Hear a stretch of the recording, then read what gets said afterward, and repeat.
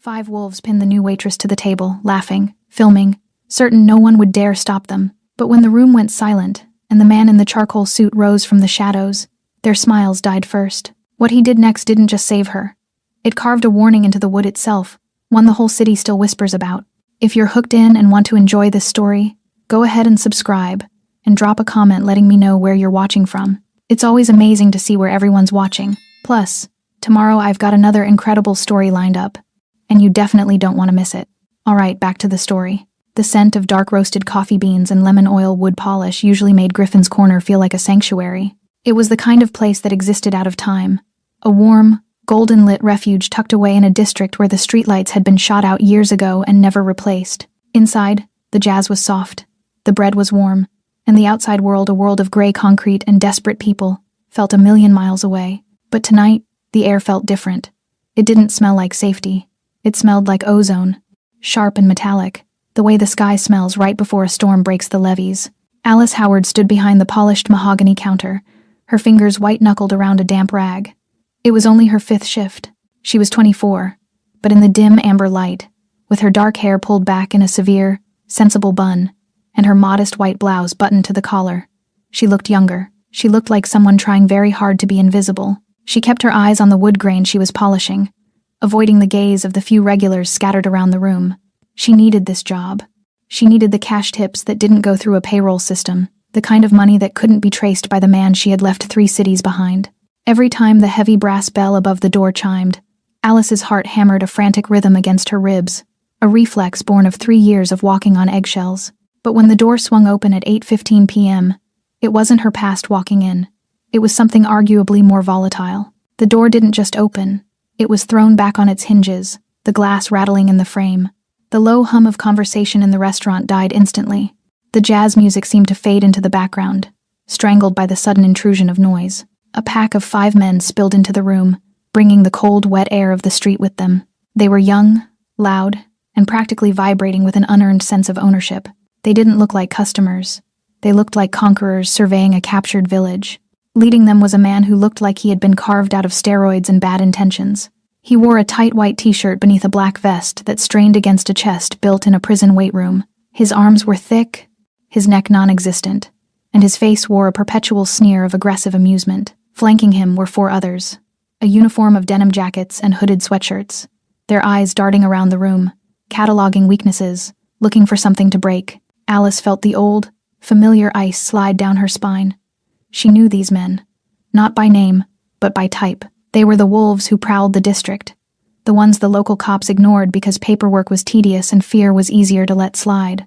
"Table for 5, the leader bellowed, not asking but announcing. He didn't wait for the host.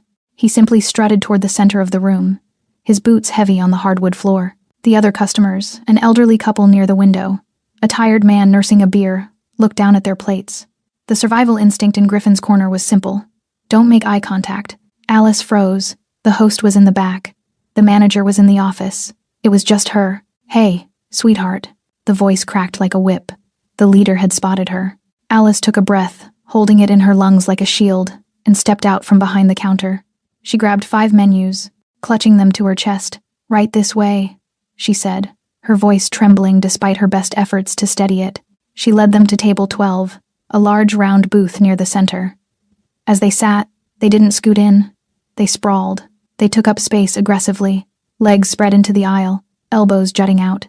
The leader, the one in the vest, looked Alice up and down with a predatory grin that made her skin crawl. "You're new," he said, ignoring the menu she placed in front of him. "I haven't seen you around here." "Pretty little thing like you.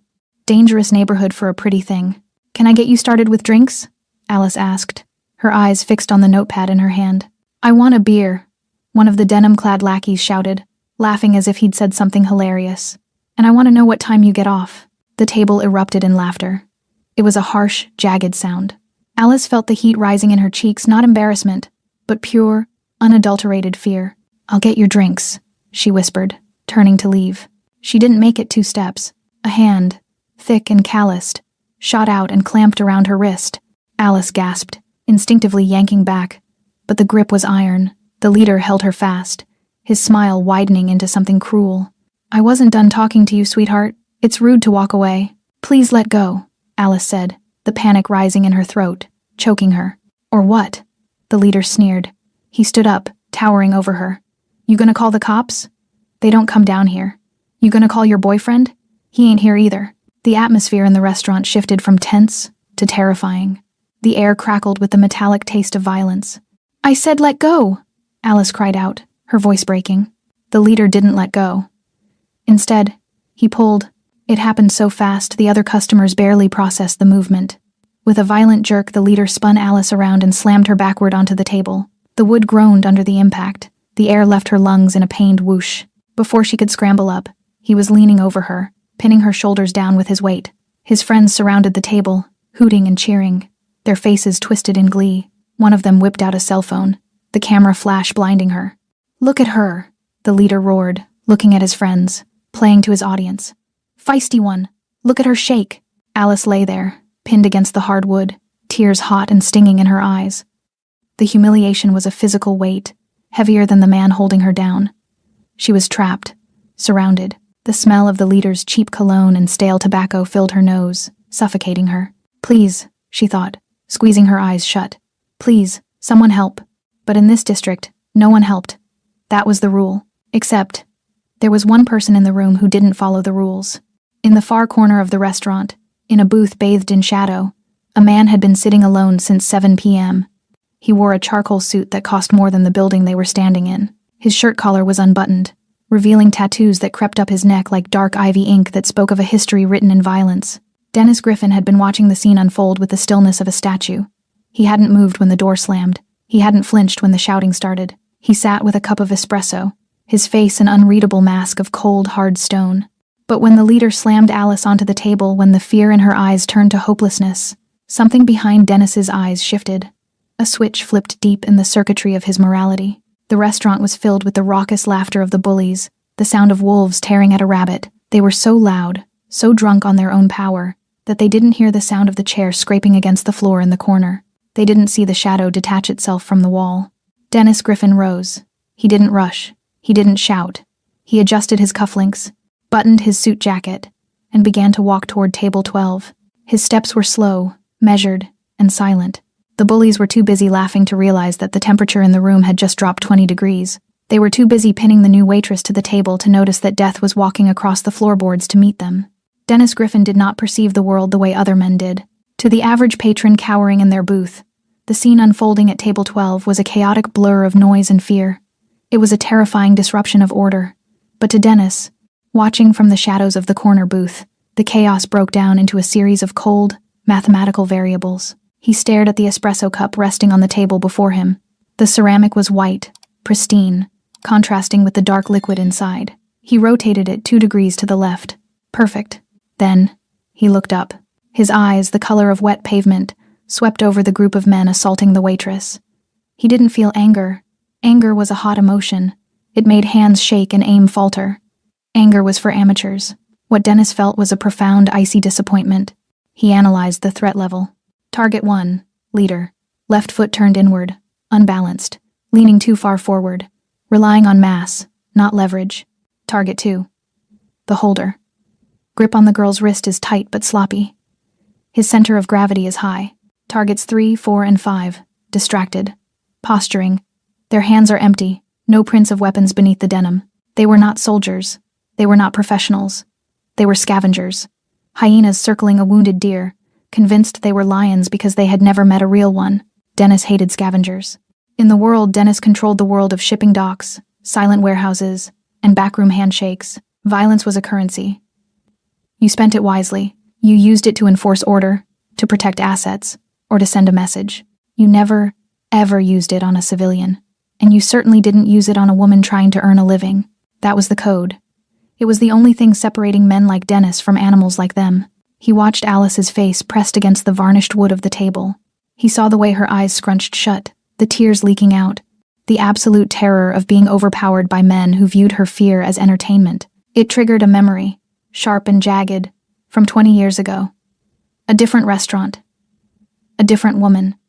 The same look of helplessness. Dennis pushed the memory down, locking it behind the steel doors of his mind. He wasn't that scared kid anymore. He stood up. The movement was fluid, effortless. He buttoned his suit jacket, a charcoal Italian cut that cost more than the lead bully's car. He adjusted his cuffs, covering the ink that spiraled down his wrists, the markings of the Vori, the old brotherhood. The air in the restaurant seemed to thin as he stepped out of the booth. The other diners, the ones who had been paralyzed by fear, now looked at Dennis.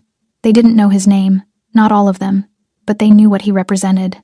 They saw the way he carried himself. They saw the predatory grace in his stride. A hush fell over the room that had nothing to do with the bullies, and everything to do with the man approaching them.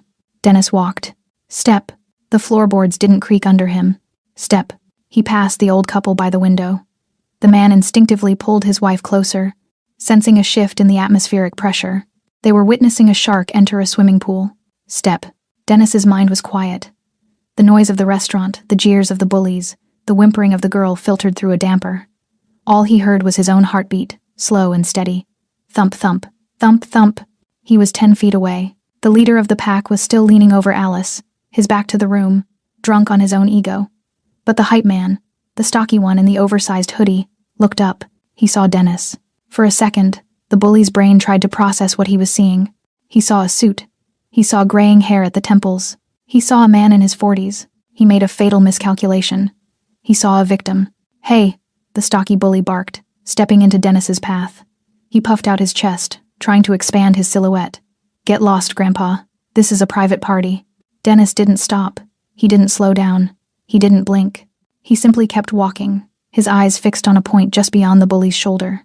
I said beat it, the bully shouted, louder this time, expecting the volume to do the work. He reached out a hand to shove Dennis back. It was a clumsy, telegraphed move. Dennis didn't break stride. He shifted his weight, a subtle drop of the shoulder, and the bully's hand brushed harmlessly against the wool of his suit jacket. Dennis stepped into the man's personal space too close, uncomfortably close, and continued past him as if he were walking through smoke. The bully stumbled, disoriented by the lack of resistance, turning around to gape at the man who had just ghosted him. Dennis was now at the table. The air smelled of stale beer and cheap fear. He looked down at the scene. The leader still had his hand mashed between Alice's shoulder blades. The girl was shaking, her breathing ragged and shallow. The leader finally sensed the presence looming over him. He paused, slowly turning his head to look up. He found himself staring into eyes that were devoid of humanity. There was no negotiation in Dennis Griffin's gaze. There was no hesitation. There was only a calm, terrifying abyss. The leader sneered, his arrogance overriding his survival instinct. He looked at Dennis's suit, then back at Alice, and laughed a wet, ugly sound. What do you want? Suit, the leader spat, flexing the arm that held Alice down. You want a turn? Get in line. The table erupted in laughter again, but it was nervous laughter this time. The other boys were looking at Dennis, and they were starting to notice the details the leader missed. The scars on the knuckles, the thickness of the neck, the absolute stillness. Dennis didn't speak. He stood with his hands loosely at his sides. He was perfectly balanced, his weight distributed evenly on both feet. He was ready to move in any direction, at any speed. He looked at the leader's hand, the hand pinning Alice to the table. Then he looked at the leader's face. The silence stretched. It grew tight and brittle, like a wire pulled until it hums.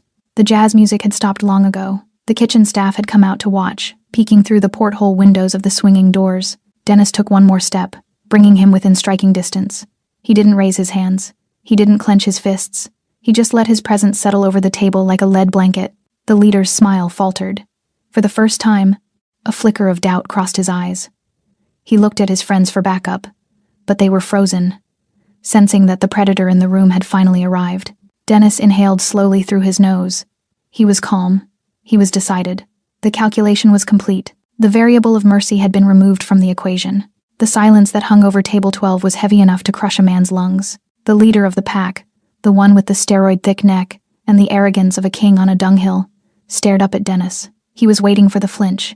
He was waiting for the stutter, the apology, the inevitable retreat that always came when civilians realized they had stepped into the cage with a wild animal. But the man in the charcoal suit didn't flinch.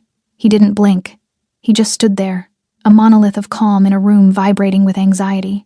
Alice, her cheek pressed against the sticky varnish of the table, looked sideways through a veil of tears. Her heart hammered against her ribs like a trapped bird. She saw the stranger's shoes, polished black leather, immaculate, shining under the dim lights. They looked out of place here. They looked like they belonged in a boardroom, not a brawl. Run, she pleaded silently. Just run. They'll kill you. She tried to make a sound, to warn him, but the leader's hand was still heavy between her shoulder blades, pinning the breath in her throat. I asked you a question, old man, the leader sneered, his voice loud, performing for his friends. You deaf? I said get in line or get lost. The other bullies chuckled, but the sound was thin. It lacked the raucous confidence of a minute ago. They were shifting in their seats, their eyes darting from their leader to the stranger. Animals have instincts, and the hair on the back of their necks was standing up. They sensed what the leader was too stupid to see. The predator had changed. Dennis didn't look at the leader's face. He didn't look at the sneering mouth or the clenched fists. His gaze was fixed on a single point, the heavy, calloused hand pressing Alice down. When Dennis finally spoke, the sound didn't carry across the room. It didn't need to. It was a low, resonant baritone, smooth as velvet and cold as liquid nitrogen. Take your hands off her. It wasn't a request. It wasn't a shout. It was a statement of fact, delivered with the absolute certainty of gravity. The leader blinked. The sheer audacity of the command seemed to short-circuit his brain for a second. He looked around at his crew, a grin stretching across his face, a mask to hide the sudden flicker of uncertainty in his gut. Excuse me? The leader laughed, standing up slowly. He took his hand off Alice, but only to puff his chest out, to maximize his height. He was big, tall, broad, and thick with muscle. He towered over most men, but he didn't tower over Dennis Griffin. As the leader straightened to his full height, he found himself eye to level eye with the man in the suit. Alice, suddenly free of the weight, scrambled up into a sitting position. She pulled her knees to her chest, gasping for air, her blouse disheveled. She looked at Dennis, expecting to see fear, expecting to see him backing away now that the giant was standing. Instead, she saw a stillness that terrified her more than the bully's rage. Dennis stood with his hands loosely clasped in front of him, his posture relaxed, his breathing undetectable. He looked like a man waiting for a bus, not a fight. You got a death wish. Pops, the leader growled, stepping into Dennis's personal space. He let his spit fly, trying to provoke a reaction. You think because you're wearing a nice suit, you're safe? This is my town. This is my restaurant. You have 3 seconds, Dennis said. His voice hadn't raised a decibel. To apologize to the lady and leave. The leader's face turned a mottled shade of red. The disrespect was too much. The humiliation of being talked down to in front of his crew was burning him alive. Or what? The leader roared. He shoved Dennis hard in the chest. It was a shove meant to send a man stumbling backward, meant to knock the wind out of him. Dennis didn't move. He didn't stumble. He didn't rock back on his heels. It was like shoving a support column. The leader's arms jarred with the impact, the force reverberating back into his own shoulders. The room went deathly silent. Alice covered her mouth with her hand. The other bullies froze, half risen from their seats. The leader stared at his own hands, then at Dennis, confusion warring with rage. You think you're tough? He screamed, desperate to regain control of the narrative. He pulled his fist back, telegraphing a haymaker that would have taken a normal man's head off. I'm going to break your... Dennis moved. It wasn't a blur. It wasn't frantic. It was efficient. Before the leader could launch the punch, Dennis's left hand shot out. He didn't block the strike. He intercepted the threat. His fingers, long and deceptively elegant, clamped around the leader's right wrist. The sound of the grip was audible, a slap of skin on skin, followed instantly by the crunch of compression. The leader's eyes bulged. He tried to yank his hand back, but he couldn't. He was tethered. Dennis held him with a grip that felt like a hydraulic press. One, Dennis whispered. Let go of me, the leader shrieked, the bravado evaporating instantly, replaced by the shocking, electric jolt of pain. He swung his other fist wildly. Dennis caught that one too. Now he held the bully by both wrists, arms crossed awkwardly in front of him. Dennis stepped in closer. So close that the leader could see the individual flecks of gray in his steel eyes. You made a mistake, Dennis said softly. The tone wasn't angry. It was almost educational. You thought fear was power. You thought because she was smaller than you, she was weak. Let him go! One of the other bullies yelled, finally finding his voice, kicking his chair back. Dennis didn't look away from the leader. He tightened his grip. The leader's knees buckled as the pressure on his wrist bones approached the breaking point. A high, keen whine of pain escaped the bully's throat, a sound that shamed him. Alice watched, mesmerized and horrified. She had never seen violence like this. This wasn't the messy, flailing violence of the street. This was control. This was mastery. Please, Alice whispered, her voice trembling. Sir, don't. Dennis's eyes flicked to her for a split second. The coldness thawed, just for a heartbeat. He saw the terror in her eyes, not for herself anymore, but for what was about to happen. He looked back at the leader, who was now sweating profusely, his face pale. "I gave you a chance to leave," Dennis said, his voice dropping to a register that vibrated in the floorboards. "You chose to stay." The leader's eyes were wide, pleading, the arrogance extinguished like a candle in a hurricane. He realized, too late, that he wasn't the hunter. He was the prey. Dennis twisted his wrists. The sound was hideous. It wasn't the dull thud of a fist hitting meat, the sound familiar to anyone who grew up in this neighborhood. It was the dry, sharp crack of structural failure, like a dry branch snapping in a winter storm. Dennis twisted his wrists. The leader's right arm rotated past the point where joints are designed to go. The radius bone gave way with a sickening pop that echoed off the high tin ceiling. The scream that followed tore through the restaurant, raw and high-pitched, stripping away every ounce of the leader's masculinity. He dropped to his knees, not out of submission, but because his body simply collapsed under the shock of the pain. Dennis released him, and the man curled into a ball on the floor, clutching his ruined arm, sobbing into the dust. For a heartbeat, the room was frozen in a tableau of horror.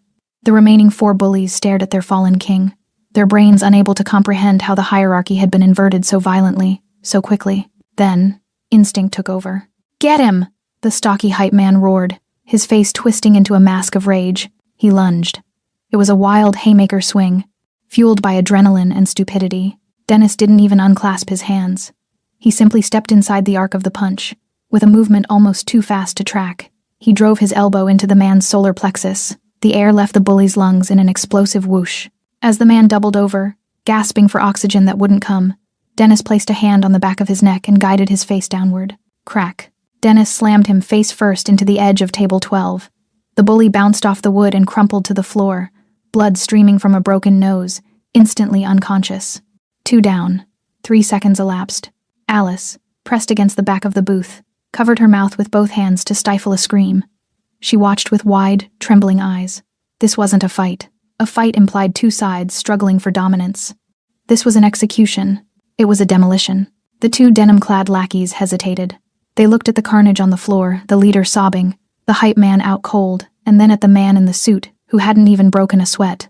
But fear makes men do foolish things. "You're dead," one of them yelled, pulling a switchblade from his pocket. The click of the blade locking into place was loud in the silence. The patrons gasped. A knife changed the geometry of everything. Dennis looked at the blade. His expression didn't change. If anything, he looked bored. "Poor choice," Dennis murmured. The knifeman slashed outward. Dennis pivoted on his heel, the blade slicing harmlessly through the air inches from his chest. As the attacker overcommitted, Dennis caught the wrist holding the knife. He didn't twist it this time. He simply squeezed hard, striking a nerve cluster. The knife clattered to the floor. In one fluid motion, Dennis swept the man's legs out from under him. The bully hit the floorboards hard, the wind knocked out of him. Before he could scramble up, Dennis drove the heel of his polished shoe into the man's thigh, just above the knee. The muscle spasmed into uselessness. The man stayed down, groaning. The last bully, the youngest of the group, stood alone. He looked at his fallen friends. He looked at the knife on the floor. He looked at Dennis. Dennis straightened his jacket. He smoothed a wrinkle on his lapel. Then he looked at the last boy. "Do you want to join them?" Dennis asked. His voice was calm, conversational, as if he were asking if the boy wanted sugar in his coffee. The boy shook his head frantically, terrified, backing away until he hit a chair and nearly fell over. "Then sit down," Dennis commanded, "and stay quiet." The boy dropped into the nearest chair, shaking uncontrollably, putting his hands on his head in surrender. It was over. Less than 30 seconds had passed since the first bone snapped. The silence that returned to Griffin's corner was profound. It was the silence of a vacuum. The kitchen staff peered out, mouths agape. The elderly couple by the window was staring at Dennis as if he were a mythological creature that had just materialized in their midst. Dennis didn't look at them. He turned slowly toward the booth. Alice was still huddled in the corner, her knees drawn to her chest, her eyes locked on him. She was trembling violently, the adrenaline dump leaving her shivering. She looked at Dennis with a mixture of awe and absolute terror. She had just seen him dismantle 4 men with the efficiency of a machine. She wondered if she was next. Dennis's demeanor changed instantly. The cold, steel mask dissolved. The shoulders softened. He stepped toward her, but he stopped a respectful distance away, giving her space. "Are you hurt?" he asked. His voice was gentle. It was the voice of a father checking for monsters under the bed. The contrast between the violence he had just inflicted and the tenderness in his tone was staggering. Alice couldn't find her voice. She shook her head mutely, tears spilling over her lashes. Dennis reached into his pocket. Alice flinched, but he didn't pull out a weapon. He pulled out a pristine, white handkerchief. He offered it to her. "Take a breath," he said softly. "It's over. You're safe now." Alice reached out with a shaking hand and took the cloth. It smelled of expensive cologne and starch. She pressed it to her face, inhaling the scent, trying to ground herself. "Who?" she choked out, lowering the handkerchief. "Who are you?" Dennis didn't answer immediately. He looked down at the leader of the bullies, who was still whimpering on the floor, clutching his broken arm. Then he looked back at Alice. "Just a customer," he said. But before Alice could ask anything else, the sound of sirens cut through the night air. Blue and red lights flashed against the rain-streaked windows, painting the room in chaotic bursts of color. The youngest bully, the one sitting in the chair, looked up with a glimmer of hope. He had texted 911 the moment the leader went down. He thought the cavalry was arriving. He didn't realize that for men like Dennis Griffin, the police weren't a threat. They were an inconvenience. Dennis heard the sirens and didn't even look at the door. He kept his eyes on Alice. "Can you stand?" he asked, extending a hand to help her up. Alice looked at his hand, the hand that had just snapped a man's arm like a twig. Then she looked at his face. She saw no malice there, only a strange, sad protectiveness. Slowly, she reached out and took his hand. His grip was warm, firm, and incredibly gentle. As he pulled her up from the table where she had been pinned, Alice realized that the nightmare was over. But a new story, one far more dangerous and complicated, was just beginning. The arrival of the police did not bring order. It brought a strange, bureaucratic theater that Alice didn't understand. 2 uniformed officers stormed in, hands near their holsters, scanning the room for the threat. The youngest bully, the one trembling in the chair, leaped up, pointing a shaking finger at Dennis. He's crazy. He broke Jake's arm. He's a psycho." The officers followed the finger. They looked at the carnage on the floor, Jake groaning over his shattered radius, the hype man bleeding onto the hardwood. Then, their gaze lifted to the man standing calmly in the charcoal suit. Alice expected handcuffs. She expected shouting. She expected Dennis to be slammed against the wall just as she had been. Instead, the lead officer lowered his hand from his weapon. His posture shifted from aggression to a nervous, deferential stiffness. "Mr. Griffin," the officer said, nodding once. It wasn't a greeting. It was an acknowledgement of hierarchy. "We got a call about a disturbance." Dennis didn't look at the officer. He was busy checking his cufflink. "No disturbance, officer. Just some boys who had too much to drink and fell down. Clumsy," the bully sputtered. "Fell down?" He snapped my arm. "Look at it." The officer looked at the boy, his expression hardening. "If Mr. Griffin says you fell, son, you probably tripped. Now, do you want an ambulance? Or do you want me to run your IDs and see how many outstanding warrants I find?" The silence that followed was suffocating. Alice watched, wide-eyed. In that moment, she realized the man who had saved her wasn't just a strong stranger.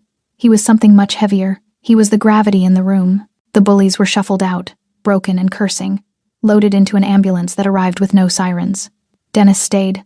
He left 10 minutes later, leaving a stack of crisp bills on the counter to cover the damages, and a generous tip for the staff he hadn't spoken to.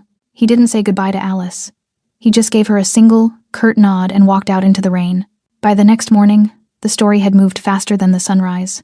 In the district, news didn't travel by newsfeed. It traveled by whispers. It moved through the laundromats, the corner stores, and the barber shops. By the time Alice walked to work the next day, the air around her felt different. She kept her head down, clutching her purse, anticipating the usual catcalls or indifferent stares. But they didn't come. A group of teenagers hanging out by the subway entrance stopped talking as she passed. They watched her, not with hunger, but with wide-eyed curiosity. "That's her," she heard one whisper. "The waitress." "Yeah," the one Griffin claimed. Claimed. The word made Alice shiver. It sounded possessive. It sounded permanent. When she arrived at the restaurant, the atmosphere was even stranger. The manager, a sweaty, anxious man named Miller, who usually barked at her for moving too slow, greeted her at the door with a fresh cup of tea. "Take your time getting set up, Alice," Miller said, wringing his hands. "No rush. How are you feeling? Did you sleep okay?" Alice blinked, confused. "I'm fine, Mr. Miller. I can work." Of course, just take it easy." The other waitstaff, 2 girls who had watched Alice get pinned to the table without lifting a finger, avoided her gaze. They cleaned around her with frantic energy, guilt radiating off them like heat waves. They treated her like she was made of glass, or perhaps like she was a bomb that might go off if jostled. Alice hated it. She didn't want to be special. She wanted to be invisible. Invisibility was safety. Attention was danger. That evening, the restaurant was busier than usual. People were coming in just to look. They glanced at table 12, which remained empty, as if it were a shrine, and then they glanced at Alice. At 7 p.m., the door opened. The chatter didn't stop this time, but it dipped in volume. Dennis Griffin walked in. He looked exactly the same as the night before. Immaculate suit, unreadable expression, dangerous grace. He didn't look around. He went straight to his booth in the corner, sat down, and opened a newspaper. Alice's heart jumped into her throat. Her hands shook as she grabbed the coffee pot. She knew she shouldn't go over there. She knew he probably wanted to be left alone, but the debt she owed him felt like a stone in her chest. She walked to his table. "Mr. Griffin?" Dennis lowered the paper. His eyes were steel gray, devoid of warmth but not unkind. "Coffee. Black, please." Alice poured the coffee. Her hand trembled, rattling the spout against the ceramic cup. Dennis watched the tremor, saying nothing. "I wanted to thank you," Alice whispered, clutching the pot to her chest. "For last night, no one has ever done anything like that for me." Dennis took a sip of the coffee. He didn't smile. "You didn't deserve what was happening to you, but you didn't have to help," Alice pressed. "You could have gotten hurt. They had a knife." Dennis almost laughed, a dry, humorless sound. "They were children playing with toys. You don't need to thank me for taking out the trash, Alice." He used her name. He knew her name. "Everyone is looking at me," she admitted, her voice barely audible. "They're saying things. They're saying I'm claimed." Dennis set the cup down. For the first time, he looked at her fully, his gaze piercing through her defenses. "In this city," Dennis said, his voice low, "reputation is the only shield that works. Let them talk. As long as they think you belong to me, they won't touch you." "But I don't belong to you," Alice said, a spark of her old defiance flaring up. Dennis looked at her, and for a second, the mask slipped. He looked tired. He looked like a man carrying the weight of 1,000 sins. "You're right," he said softly. "You don't, but they don't know that. And for your sake, let's keep it that way." He raised the newspaper again, effectively ending the conversation. Alice walked back to the counter, her mind racing. She felt safer, yes. But she also felt trapped in a new way. She had traded the chaos of the bullies for the shadow of a monster who protected her, but a monster nonetheless. Across town, in the sterile white light of an emergency room, Jake Larson sat on a gurney. His arm was in a heavy plaster cast, elevated in a sling. His face was swollen, his ego bruised beyond repair. The police had released him with a warning because even the cops knew better than to file charges against someone Dennis Griffin had disciplined. Jake stared at the wall, his eyes burning with a feverish hatred. He wasn't thinking about the pain. He was thinking about the humiliation. He was thinking about how the waitress had looked at him with pity. His phone buzzed. It was a text from his cousin, a low-level enforcer for a rival gang. "Heard you got dropped by Griffin? You gonna let that slide?" Jake typed back with his good hand, his fingers stabbing the screen. "Not in this lifetime." He looked at his cast. Dennis Griffin thought he had ended it. He thought he had taught them a lesson, but all he had done was start a war, and Alice Howard was going to be the battlefield. The rain had turned into a relentless drumming rhythm against the plate glass windows of Griffin's corner. It was 10:30 p.m. The closed sign had been flipped for an hour. The jazz music had been silenced, leaving only the hum of the refrigerator compressors and the sound of the storm outside. Mr. Miller had retreated to the back office to count the till, leaving Alice to wipe down the tables in the dim amber light. She moved mechanically. Spray, wipe, spray, wipe. She was trying to scrub away the memory of the night before, trying to erase the ghost of her own reflection pinned to the wood. But the harder she scrubbed, the clearer the image became. She wasn't alone. Dennis Griffin was still sitting in the corner booth. He hadn't moved in 2 hours. He had nursed a single glass of bourbon, staring out at the rain-slicked street like a sentinel on watch. He hadn't spoken, but his presence filled the room, a heavy, anchoring weight that kept the world from spinning off its axis. Alice finished the table next to his. She hesitated, the rag bunched in her hand. The question had been burning in her throat all day, a bitter pill she couldn't swallow. "Why do you stay?" she asked. Her voice was small in the empty room. Dennis didn't look away from the window. "The rain helps me think." "No," Alice said, surprising herself with her boldness. "I mean, why are you still here? You protected me. You made your point. Why are you sitting in the dark with a waitress no one cares about?" Dennis turned his head slowly. The shadows cut across his face. highlighting the sharp angle of his jaw and the weariness in his eyes. "I care about order, Alice. And right now the order in this neighborhood is fragile." Alice gripped the back of a chair, her knuckles turned white. "I froze," she blurted out. The confession hung in the air between them. Dennis raised an eyebrow, waiting. "Last night," Alice continued, the words tumbling out now that the dam had broken. "When they grabbed me, when they pinned me down. I didn't fight. I didn't scream. I just turned off. I let them do it." She looked down at her hands, which were red from the cleaning solution. "You must think I'm pathetic." Dennis took a slow sip of his bourbon. He set the glass down with a soft clink. "I think you're alive," he said calmly. "There are 3 reactions to danger, Alice. Fight, flight, and freeze. The third one isn't cowardice. It's camouflage. It's the body playing dead so the predator loses interest." "It wasn't camouflage," Alice whispered, her voice cracking. "It was habit." She looked up at him, her eyes shining with unshed tears. The silence of the room seemed to invite the truth, to pull the secrets out of her that she had carried across state lines. "My father," she said, the word tasting like ash. "He didn't like noise. He didn't like backtalk. If I dropped a plate, if I laughed too loud, the belt came off." Dennis didn't move. He didn't offer platitudes. He just listened with that terrifying, absolute focus. "I learned early that if I went stiff, if I didn't make a sound, it would be over faster," Alice said, staring past Dennis into the dark. "If I cried, he hit harder. If I fought, he broke things. So I learned to disappear. I learned to be a ghost in my own house." She took a shaky breath. "Then I met him, my ex. I thought he was different. He wasn't. He just had a different way of demanding silence. He liked to corner me. He liked to hold me down just to see the fear in my eyes. He told me that my voice was annoying, that my opinions were wrong, that I was lucky he put up with me." She looked at Dennis, shame burning her cheeks. "So when those boys grabbed me, my brain didn't see strangers. It saw them. It saw the men who taught me that fighting back only makes it hurt more. That's why I froze. I wasn't waiting for you to save me. I was waiting for them to finish." The silence stretched out, heavy and aching. Alice waited for the judgment. She waited for him to tell her she was broken, that she was damaged goods. Dennis shifted in the booth. He leaned forward, the leather creaking softly. He placed his hands on the table, clasping them together. The tattoos on his wrists, symbols of a violent life, were stark against his white cuffs. "Look at me," he said. Alice lifted her eyes.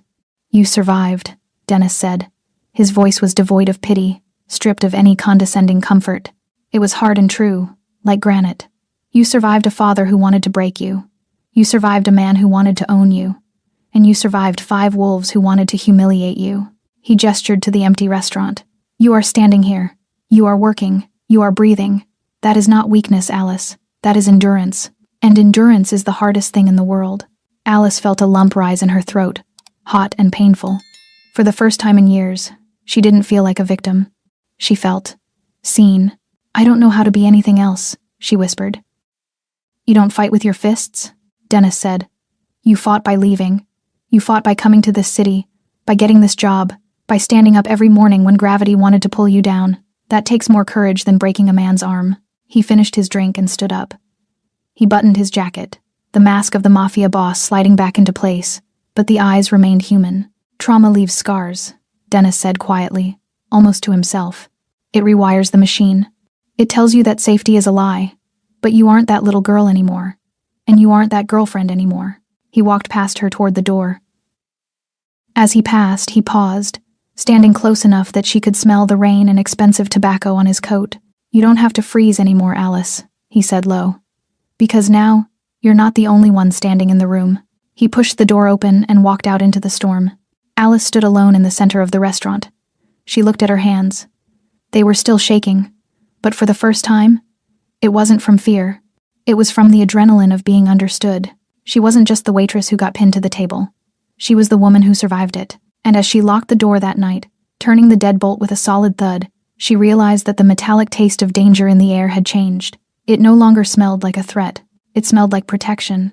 But neither of them knew that across the city, in a smoky basement filled with men who made their living on violence, Jake's cousin was loading a magazine into a pistol, preparing to test just how strong that protection really was. Peace in the district was a fragile thing, usually lasting only as long as it took for a bruised ego to heal or a weapon to be reloaded. 3 nights had passed since the incident. To the casual observer, Griffin's corner had returned to normal. The jazz was playing, the coffee was brewing, and the rain continued to wash the grime off the streets.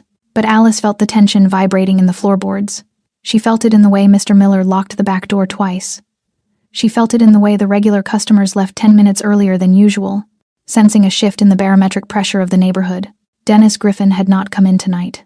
His absence felt louder than his presence. Alice tried to tell herself she didn't need him sitting in the corner to feel safe, that the conversation they'd had about survival was enough.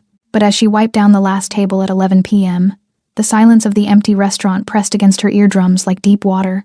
She clocked out, grabbed her coat, and headed for the rear exit. The alleyway was a shortcut to the subway, a narrow throat of brick and shadow that she usually hurried through. Tonight, however, the shadows were waiting. Alice pushed the heavy metal door open and stepped into the cool, damp air. She took 2 steps before the sound of a car engine turning over froze her in place. Headlights flared to life at the end of the alley, blinding white beams cutting through the darkness. The car, a battered black sedan, didn't move. It just idled, a mechanical growl that echoed off the wet brick walls. Alice's breath hitched. She took a step back toward the restaurant door, but it had already clicked shut. Locked from the inside. The car doors opened. 4 men stepped out. Alice recognized the silhouette of the one in the passenger seat. Immediately, the bulky, awkward shape of an arm in a sling. It was Jake, the leader Dennis had broken, but he wasn't leading tonight. He was hanging back, pale and vengeful. The man leading them was older, harder. He wore a leather jacket and carried a heavy tire iron loosely in his right hand. This was the cousin. The escalation. "You think you're special, don't you?" The cousin called out. His voice was gravel and smoke. He walked slowly down the alley, the metal of the tire iron scraping against the brick wall, sending sparks showering onto the wet pavement. Alice pressed her back against the steel door. Her heart hammered a frantic rhythm. Fight, flight, freeze. She couldn't fly. She couldn't fight. "Jake tells me you got friends," the cousin sneered, stopping 10 feet away. The other 2 men fanned out, blocking the escape route. "He tells me some suit thinks he runs this block." "Well, the suit ain't here, sweetheart, it's just us." Jake stepped into the light, his eyes burning with a feverish mix of pain and hate. "Broke my arm," he spat. "We're going to break everything in that restaurant, and then we're going to break you." Alice trembled, but she remembered Dennis's voice. "You aren't that little girl anymore." She lifted her chin, terrified but defiant. "He'll know," she said. "If you touch me, he'll know." The cousin laughed. "Let him know. We want him to know." He raised the tire iron. "Grab her." The 2 men lunged forward. Alice squeezed her eyes shut, bracing for the impact. But the impact never came. Instead, the alleyway suddenly flooded with light not from the car, but from the rooftops. High-powered floodlights snapped on, bathing the alley in a blinding, surgical white glare. The cousin flinched, shielding his eyes. "What the—" "Drop it." The voice came from everywhere and nowhere. From the shadows behind the dumpster, from the fire escape above, and from the mouth of the alley behind the sedan, figures emerged. They didn't move like street brawlers. They moved like wraiths. 6 men. All dressed in dark suits, all silent, all heavily tattooed. They held no weapons that Alice could see, but the way they stood suggested they didn't need them. This wasn't a gang. This was a standing army. The cousin froze, the tire iron wavering in his hand. He looked around, realizing too late that the alley wasn't a trap for the girl. It was a kill box for him. From the darkness near the restaurant door right beside where Alice stood, a figure stepped into the light. Dennis Griffin. He hadn't been absent. He had been waiting. He wore a long wool coat over his suit, his hands deep in his pockets. He looked at the cousin with an expression of profound boredom. "I expected you yesterday," Dennis said calmly. The cousin swallowed hard, his bravado evaporating as he realized the numbers game had shifted disastrously. This ain't your business, Griffin. This is family stuff. You made it my business when you threatened my staff," Dennis said. "And you made it personal when you came for her in the dark." "We're leaving," the cousin stammered, backing up. "Jake, get in the car." "No," Dennis said. "You aren't." He nodded once to his men. The violence that followed was silent and terrifyingly efficient. Griffin's men moved in a synchronized wave.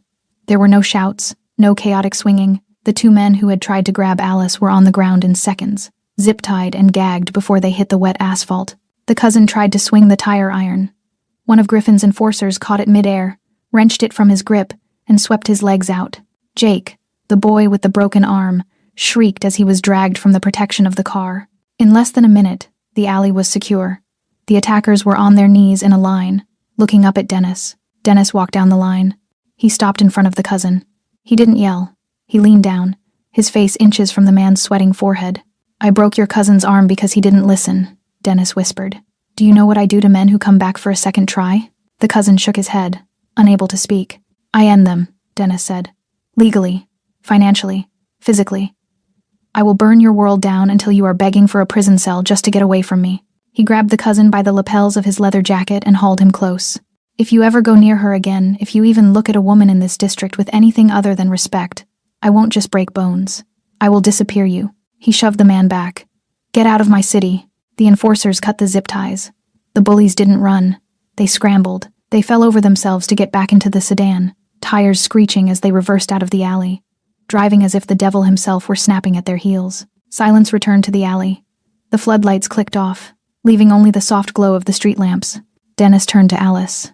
She was pressed against the door, eyes wide. She had seen him fight before. But this was different. This was power. This was an empire. Dennis walked over to her. He checked her for injuries with a quick, clinical glance. "I told you," he said softly. "I'm always 3 steps ahead." Alice let out a breath she felt like she'd been holding for an hour. "You knew they were coming?" "Men like that are predictable," Dennis said. "Pride makes them stupid." He offered her his arm. It was a gentleman's gesture, contrasting sharply with the tactical takedown that had just occurred. "Come on," he said. "I'll drive you home. It seems the subway isn't safe tonight." As Alice took his arm, feeling the solid muscle beneath the wool coat, she realized something that terrified and thrilled her in equal measure. She wasn't just under his protection.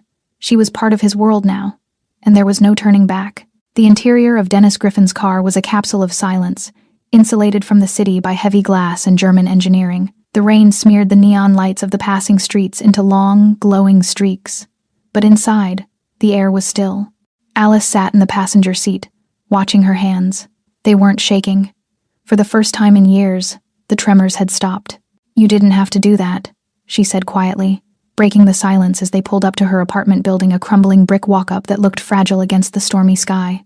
"I know," Dennis replied, keeping his eyes on the road. "But pests don't leave on their own. They have to be removed." "I'm not used to it," she admitted, looking at him. "Feeling protected. It feels dangerous in a different way."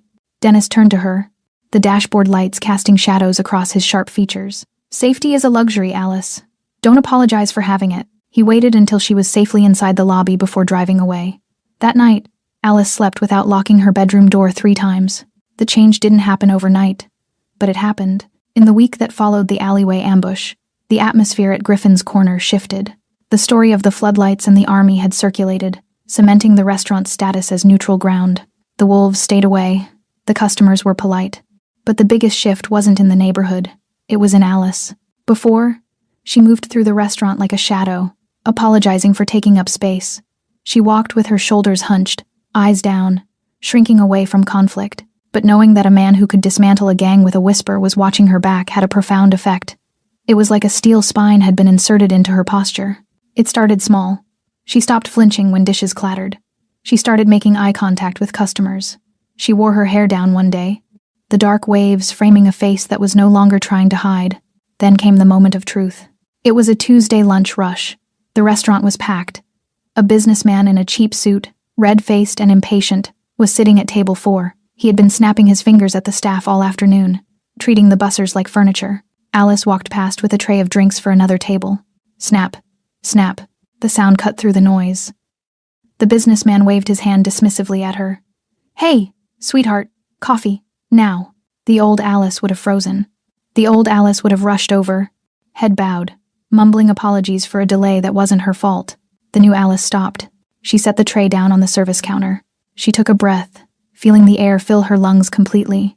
She turned and walked back to table 4. The restaurant seemed to quiet down, sensing the tension. Dennis was in his corner, as always, watching over the rim of his newspaper. Alice stopped at the table. She didn't smile. She didn't shrink. She looked the man dead in the eye. "Sir," she said, her voice clear and steady. "My name is Alice. It is written on my name tag." The man blinked, taken aback. "Excuse me? I am not sweetheart," she continued, the tremor in her gut replaced by a cold, hard resolve. "And I am not a dog. You don't snap your fingers at me. If you want coffee, You can ask for it like a gentleman. If you can't do that, you can leave." The man's mouth opened and closed like a fish. He looked around for support, but the other diners were staring at him with judgment. He looked at Alice, expecting her to crack, but she stood her ground, feet planted, chin high. I just wanted a refill," he stammered, his face flushing a deeper red. "I'll get your refill," Alice said, "when you ask nicely." "Please," the man mumbled, looking down at his plate. "Thank you," Alice said. She turned and walked away. She didn't run. She glided. As she passed the corner booth, she didn't look at Dennis, but she saw it a subtle, almost imperceptible nod, a ghost of a smile on the lips of the Mafia boss. It was better than applause. That night, after the doors were locked and the chairs were stacked, the silence between them felt different. It was no longer the silence of protector and victim. It was the silence of equals. Alice poured 2 coffees and sat across from him in the booth. It was a bold move, invading his space. But he didn't stop her. "I saw what you did today," Dennis said, stirring his coffee. "I was tired of it," Alice said, her voice stronger than he had ever heard it. "I was tired of letting people make me feel small." "You looked tall," Dennis said. "It suits you." Alice traced the rim of her cup. She hesitated, then asked the question that had been haunting her since the first night. "Why me, Dennis?" He stopped stirring. The spoon clinked against the porcelain. "You said you care about order," Alice said. "But you didn't bring an army to the alley for order. You didn't break a man's arm for order. You did it for me. Why?" Dennis looked out the window at the dark street. For a long time, he didn't answer. When he finally spoke, his voice was heavy with the weight of a past he rarely visited. "I grew up in a house full of noise," he said softly. "My mother, she was like you. Gentle, quiet. She tried to make herself invisible to keep the peace." Alice watched him, holding her breath. She thought if she was small enough, the world wouldn't hurt her, Dennis continued, his jaw tightening. "She was wrong. I watched people, men like that businessman, men like those bullies, take pieces of her. Every day, they took her dignity, they took her joy, and I was too young to stop it." He turned his gaze back to Alice. His eyes were open, raw, stripping away the layers of the hardened criminal to reveal the boy who had once been helpless. "I promised myself," he whispered, "that if I ever had the power to stop it, I would. I promised that I would never stand by and watch someone be broken just because they were too good to fight back." He reached across the table, his hand hovering near hers, not touching, but close enough to feel the warmth. "I didn't help you because you were weak, Alice. I helped you because I've done enough nothing for a lifetime. And when I saw you on that table, I saw her." Alice felt a tear slide down her cheek, but she didn't wipe it away. She understood now. He wasn't just a monster who ruled the city. He was a guardian who was trying to save his own soul. "Thank you," she whispered. "Don't thank me," Dennis said, his voice returning to its usual steel, though the warmth remained in his eyes. "Just promise me one thing." "What?" "Don't ever let anyone make you invisible again." "I won't," Alice promised. And in the quiet of the dimly lit restaurant, a bond was forged that went deeper than debt, deeper than protection. It was the bond of 2 people who had seen the darkness and decided, finally, to light a fire. Legends in this city usually ended in blood. They ended with chalk outlines, police tape, and mothers crying on doorsteps. They were cautionary tales about what happens when you fly too close to the concrete sun. But the legend of Griffin's Corner was different. It didn't end in tragedy. It began with it, and then, miraculously, it twisted into something else, something rare. A promise. Weeks had passed since the night the alleyway was flooded with light. The autumn rain had turned to the biting frost of early winter, but the restaurant was warmer than it had ever been. It wasn't just the heating vents rattling in the ceiling. It was the bodies. Griffin's Corner was packed every night. Word had traveled through the district's nervous system, from the nail salons to the auto shops, from the corner boys to the grandmothers watching from second-story windows. The story had mutated, as stories do. In some versions, Dennis Griffin had fought off 20 men. In others, he hadn't lifted a finger, just stared them into submission. But the core truth remained absolute. The waitress is off limits. The restaurant is sanctuary. Alice moved through the crowded room with a tray balanced on her shoulder. The transformation in the atmosphere was palpable. Before, the air had been thick with the potential for violence, drunk men shouting, wandering hands, the constant need to de-escalate. Now, there was a code. If a voice got too loud, 3 other tables would turn to look. Not with aggression, but with a silent, collective warning. Don't. If a newcomer walked in with too much swagger, puffing his chest out, He would feel the weight of the room press down on him until he either left or sat down quietly. Dennis Griffin didn't even have to stand up anymore. His presence had seeped into the drywall. He was the patron saint of the establishment. Sitting in his corner booth, reading his paper, drinking his black coffee, he was the gargoyle on the cathedral, keeping the demons at bay simply by existing. Alice set a slice of cherry pie down in front of a young woman at table 6. The girl couldn't have been more than 19. She had a bruise fading on her cheekbone, poorly covered by makeup, and she had spent the last hour nursing a tea, looking at the door every time it opened. Alice knew that look. She had worn it for years. "On the house," Alice said softly, sliding the pie forward. The girl looked up, startled. "I didn't order this. I can't pay for it." "I know," Alice said. She touched the girl's shoulder, a bold, grounding gesture. "You're safe here. Stay as long as you need." The girl's eyes darted to the corner booth, where Dennis sat. "Is it true?" she whispered, her voice barely audible over the jazz. "About him? About what he did for you?" Alice looked at Dennis. He wasn't looking at them, but she knew he was listening. He heard everything.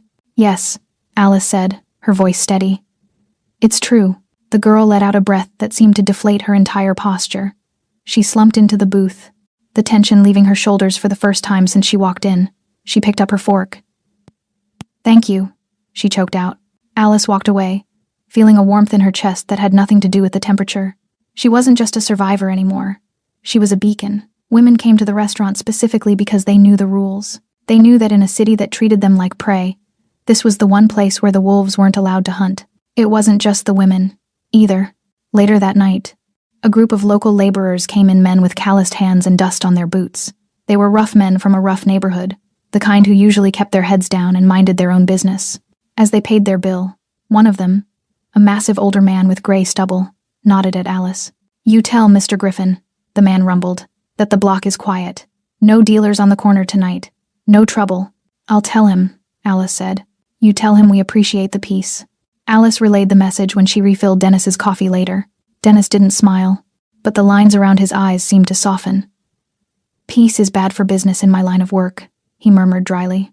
"Maybe you're in the wrong line of work," Alice countered, pouring the dark liquid. Dennis looked up at her. The dynamic between them had settled into a comfortable, unspoken rhythm. They were partners in this strange ecosystem they had created. "I am what I am, Alice," he said. "I'm not a hero. I'm a man who breaks things for a living." "You built this," Alice said, gesturing to the room, to the girl eating pie, to the laborers laughing quietly, to the elderly couple holding hands by the window. "This isn't broken." Dennis looked around the room. He saw what she saw. He saw a pocket of order in a chaotic world. He saw people who weren't looking over their shoulders. For a man who had spent his life dealing in fear, seeing the absence of it was a strange sensation. "It's fragile," Dennis warned. "All it takes is one person to forget the rules. Then we remind them," Alice said. She wasn't asking him to do it alone anymore. She was standing with him. The city outside continued to churn. Police sirens wailed in the distance, a reminder that the world hadn't changed, only this small corner of it had. But for the people inside, that was enough. Alice Howard had gone from a victim pinned to a table to a symbol of what happens when someone finally says no. And Dennis Griffin had gone from a mafia boss to a legend, a warning whispered to every bully in the district. "Don't touch her. Don't touch anyone in there, or the devil comes out of the corner." As Alice walked back to the kitchen, she caught her reflection in the darkened window. She stood tall. She looked strong. She realized then that the bruises on her soul had finally started to fade, replaced by something tougher, something permanent. She was no longer the girl who froze. She was the girl who stood in the eye of the storm and found it quiet. Time moves differently in places that have seen violence. In most of the city, the weeks blurred into months, winter thawing into a wet, gray spring. But inside Griffin's corner, time seemed to orbit around a single, fixed point. It was late. The neon sign in the window had been clicked off, leaving the restaurant bathed in the silver glow of the street lamps outside. The chairs were stacked on the tables, all except 2. Alice moved through the room with the easy, fluid grace of someone who owned the space she occupied. She wasn't rushing to leave. She wasn't checking the locks every 30 seconds. She was simply wiping down the counter, the rhythmic swish-swish of the cloth the only sound in the room. She reached table 12. She stopped. The table was clean. The wood was polished to a high sheen, smelling of lemon and beeswax. But right in the center, near the edge, there was a flaw. It was a deep, jagged depression in the solid oak, a dent, It was the exact spot where Dennis had slammed the bully's face into the wood. It was the exact spot where Alice had been pinned, breathless and terrified, thinking her life was over. Mr. Miller had tried to have it sanded out 3 times. He had offered to buy a new table. He said it was unsightly, a blemish that ruined the aesthetic of the restaurant. Dennis had told him, in a voice that brooked no argument, to leave it alone. Alice ran her fingers over the dent. It was smooth now, worn down by months of cleaning, but the shape remained. It felt like a scar. And like all scars, it was a map of where pain had been met with survival. "You're thinking about it again." The voice came from the shadows of the corner booth. Alice didn't jump. She didn't flinch. She just smiled, a small, private thing, and turned to face him. Dennis was standing now, buttoning his charcoal overcoat. He looked the same as he always did, immaculate, dangerous, composed. But the hardness around his mouth had eased. The tension that used to radiate off him like heat from an engine had cooled. "Miller asked me again today if he could replace the table," Alice said, leaning against the booth. "He says customers ask about it." "Let them ask," Dennis said, walking over to her. He stopped at the table, looking down at the mark. "It's good for them to wonder." "He says it's ugly," Alice countered playfully. "It's honest," Dennis corrected. "Most places try to paint over the cracks. They try to pretend the bad things never happened, but the wood remembers." He traced the edge of the table with his eyes. "That mark isn't there to remind you of what they did to you." "Alice." "No?" Alice asked softly. "What is it for?" Dennis looked up, his steel gray eyes locking onto hers. "It's there to remind everyone else what happens when they cross the line." Alice looked back at the dent. For a moment, the memory of that night washed over her, the smell of stale beer, the crushing weight of the leader's hand, the sheer hopelessness. But it didn't paralyze her anymore. It was just a story, a ghost that had lost its ability to haunt. She looked at Dennis. He had saved her life that night, yes. But in the months since, he had done something far more important. He had helped her save herself. He had given her the space to regrow her spine, to find her voice, to realize that she didn't have to be a victim of her own history. "I used to hate this table," Alice admitted. "I used to walk the long way around the room just to avoid looking at it. I thought it was a monument to my weakness." "And now?" Dennis asked. Alice placed her hand flat over the dent, covering it. "Now, it feels like an anchor. It reminds me that the worst thing happened. And I'm still standing." Dennis nodded slowly.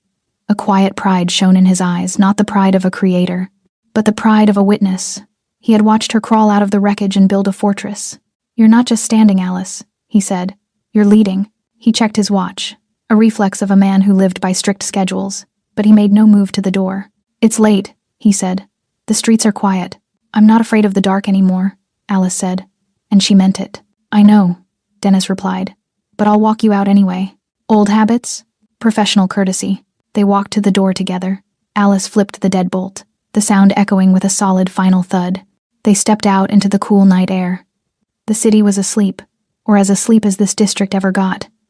A siren wailed a few blocks over, but it sounded distant, irrelevant. Dennis walked her to the corner, where he usually turned left toward his car, and she turned right toward her apartment. They stopped under the flickering street lamp. "Dennis," Alice said. He paused. Alice. She wanted to say so much. She wanted to thank him for the 1,000th time. She wanted to ask him if he ever got tired of being the monster who kept the other monsters away. She wanted to know if he had found as much peace in this restaurant as she had, but she realized she didn't need to say any of it. It was all there, in the silence between them. "See you tomorrow?" she asked. 7 p.m., Dennis said. "Black coffee. I'll have the pot ready." He turned to leave, but stopped. He looked back at the restaurant, at the dark windows, at the sanctuary they had defended. Then he looked at her one last time. "You're safe here, Alice," he said. His voice was low, a rumble of thunder that had passed. "As long as that table stands, and as long as I'm breathing, you're safe." "I know," she whispered. Dennis turned his collar up against the wind and walked away, disappearing into the shadows from which he had emerged. Alice watched him go until he was just a silhouette against the city lights. Then she turned and looked back at Griffin's corner. Through the glass, she could just barely make out the shape of table 12. The dent was invisible in the dark, but she knew it was there. A scar, a warning, a promise. She smiled, turned on her heel, and walked home. Her footsteps on the pavement were loud, steady, and unafraid. Thanks for sticking with this story till the end. If you enjoyed it, you're going to love the next one. It's packed with unexpected turns and heartfelt moments. Click the image on your screen to keep the journey going, and make sure to hit subscribe for more amazing stories. Drop a comment and rate this story from 1 to 10. I can't wait to see what you think.